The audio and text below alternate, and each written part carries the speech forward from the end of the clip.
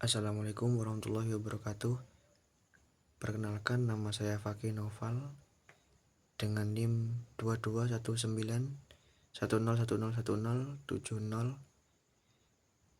Di sini saya akan menjelaskan sedikit tentang mekanisme dan cara kerja dari mesin turbin gas. Berikut adalah contoh atau skema dari mesin turbin gas. Pada dasarnya, mesin turbin gas ini tidak ada bedanya dengan engine lain karena berdasarkan prinsip kerjanya, yaitu merubah energi panas menjadi energi mekanik. Dengan energi mekanik ini bisa diubah lagi menjadi energi lain seperti energi listrik dengan generator.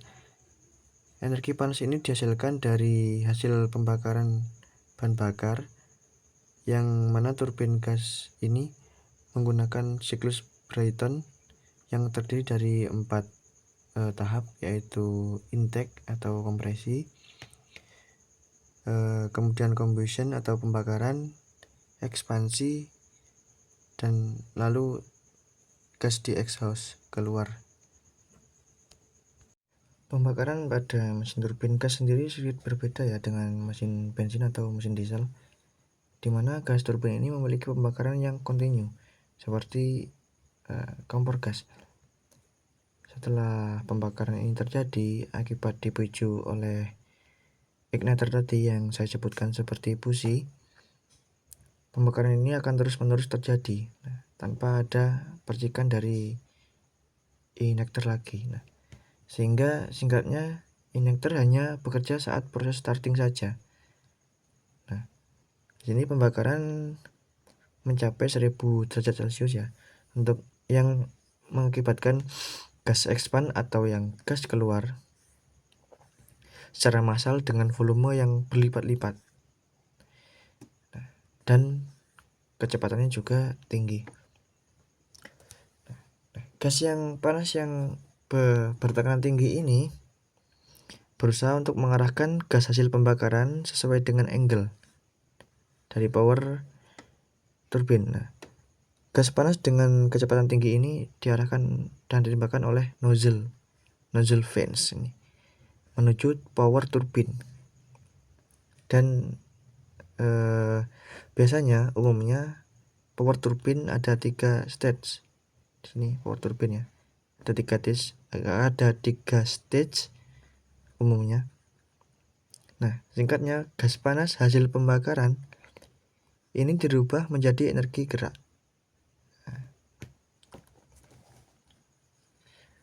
Power turbin ini berada pada poros yang sama, satu poros ya, dengan kompresor aksial dari depan hingga belakang sini, sehingga pada saat power turbin diputar oleh gas hasil pembakaran, maka kompresor juga akan ikut berputar juga. Saat RPM tertentu dicapai, maka penggerak mula tadi yang waktu starting yang digunakan untuk memutar kompresor aksial itu tidak dibutuhkan lagi. Sehingga gas turbin akan dapat menopang energi. Tidak butuh lagi penggerak mula lagi ketika sudah terjadi pembakaran ini. Kompresor aksial sendiri dan pembakaran terjadi secara kontinu. Untuk saat ini efisiensi dari mesin turbin gas ini mencapai sekitar 25% sampai 45%. Untuk proses dan cara kerja dari turbin gas ini dimulai dari starting. Sama halnya pada kehidupan kita sehari-hari, saat kita hendak menyalakan sepeda motor, kita harus melakukan starter terlebih dahulu. Pada tahap ini gas turbin akan diputar oleh penggerak mula, di mana penggerak mula ini bisa berbentuk hidrolik, pneumatik, atau diesel engine. Yang putaran ini akan memutar aksial kompresor pada awal starting. Aksial yang berputar akan mencoba menghisap udara dari atmosfer Dari sini, udara atmosfer mengandung sekitar 79% nitrogen dan 21% oksigen yang dibutuhkan untuk proses pembakaran. Nah, udara yang masuk melalui insect screen dari sini dan difilter untuk menyaring debu dan kotoran agar nantinya tidak merusak komponen di dalamnya. Udara yang bersih akan masuk ke inlet Geipen. Di sini yang berfungsi mengalirkan udara sebelum masuk ke kompresor.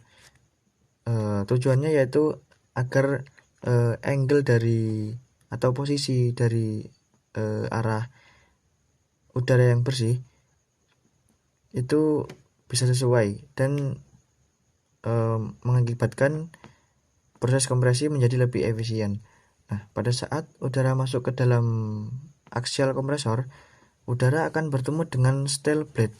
Di sini juga stator atau rotor bergerak seperti layaknya kipas angin, selalu berputar, dan stator atau diffusion akan berada di belakang dari steel blade tersebut. Dan dua komponen ini kipas dan yang satunya diam, terdiri dari beberapa lapisan hingga ke belakang. Nah, fungsi dari blade atau rotor ini yaitu berputar untuk menambah kecepatan, maupun menambah energi ke dalam udara, sehingga udara akan memiliki energi kinetik yang berupa kecepatan seperti kipas angin.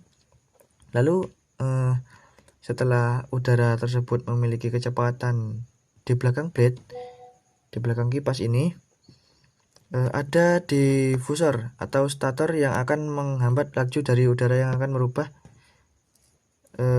kecepatan. Yang akan merubah energi kinetik menjadi energi potensial atau ketika di awal starting tadi kan saya sudah jelaskan, saat gas turbin engine diputar oleh penggerak mula, maka di situ ada yang namanya igniter. Yaitu igniter itu anggap saja seperti busi yang akan memercikan listrik sehingga pembakaran awal akan terjadi. Nah, akibat adanya bahan bakar oksigen yang bercampur dengan udara ini dan sumber panas yang berasal dari igniter tadi di dalam ruang pembakaran, sehingga pembakaran terjadi dan gas akan expand dari sini dikeluarkan.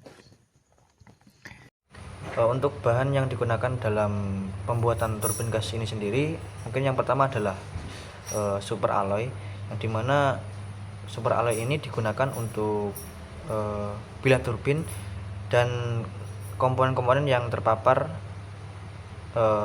suhu tinggi. Nah, kenapa menggunakan super alloy?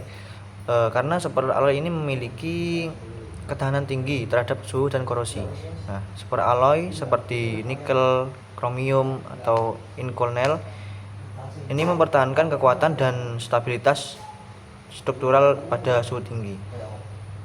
Yang kedua mungkin ada titanium alloy, di mana bahan ini digunakan dalam bagian kompresor yang memerlukan kekuatan dan ketahanan korosi, tapi tidak terkena suhu ya. Dan untuk bahan ini tidak terkena suhu tinggi. Alasannya kenapa menggunakan titanium alloy ini, karena memiliki rasio kekuatan terhadap berat yang sangat baik dan tentunya juga tahan korosi, yang membuatnya ideal untuk komponen yang membutuhkan kekuatan, namun juga perlu menjaga bobot rendah. Untuk yang ketiga mungkin ada stainless steel, yang dimana digunakan dalam komponen-komponen tertentu yang tidak mengalami suhu tinggi. Nah, komponen turbin tetapi masih memerlukan ketahanan terhadap panas dan korosi. Alasannya menggunakan stainless steel ini yaitu karena stainless steel ini memiliki ketahanan korosi yang baik dan tentunya kekuatan yang cukup untuk berbagai aplikasi dalam turbin gas. Yaitu selanjutnya ada ceramic matrix composites atau CMCS. di mana bahan ini digunakan dalam beberapa bagian yang memerlukan isolasi, yaitu bahan yang dapat mengantarkan panas dengan baik dan tentunya juga memiliki ketahanan terhadap suhu yang tinggi. Nah, alasan digunakannya keramik matriks komposit ini karena bahan ini mampu bertahan pada suhu yang tinggi dibandingkan logam konvensional lainnya dan memiliki isolasi termal, di mana isolasi termal ini yang baik yang membantu meningkatkan efisiensi thermal turbin seperti itu. Yang kemudian ada aluminium alloy digunakan untuk bagian kompresor dan beberapa komponen lainnya yang dibutuhkan material ringan namun kuat. Nah, untuk aluminium alloy ini memiliki densitas yang rendah dan cukup kuat untuk digunakan dalam aplikasi yang memerlukan pengurangan berat total mesin. Mungkin untuk rumus-rumus yang biasa digunakan dalam perhitungan turbin gas, yaitu yang pertama ada perhitungan kompresor, yaitu udara dari atmosfer dikompresi oleh kompresor untuk meningkatkan tekanan dan temperatur pada udara bersih, itu dimana P2 sama dengan P1 dikali RP, dimana P2 adalah tekanan setelah kompresi, P1 adalah tekanan sebelum kompresi, dan RP adalah rasio tekanan kompresor. Kedua, perhitungan di dalam combustion chamber atau ruang bakar, yang di situ ada bahan bakar yang dicampur dengan udara yang mengandung oksigen bertekanan tinggi dan dinyalakan untuk menghasilkan gas panas bertekanan tinggi. Berdasarkan reaksi kimia dalam pembakaran hidrokarbon sederhana seperti metana atau CH4, yaitu CH4 plus 2O2 menjadi CO2 plus 2H2O plus energi. Mungkin perhitungan yang ketiga ada pada turbin. Gas panas yang bertekanan tinggi ini mengalir melalui turbin, menyebabkan turbin berputar dan mengubah energi panas menjadi energi mekanik atau gerak. Nah, ini menggunakan sistem atau hukum termodinamika pertama pada turbin, yaitu dimana delta Q sama dengan delta U ditambah W, dimana delta Q adalah perubahan energi panas, delta U adalah perubahan energi internal, dan W adalah kerja yang dihasilkan oleh turbin. Seperti itu. Mungkin kurang lebihnya sekian dari saya. Assalamualaikum warahmatullahi wabarakatuh.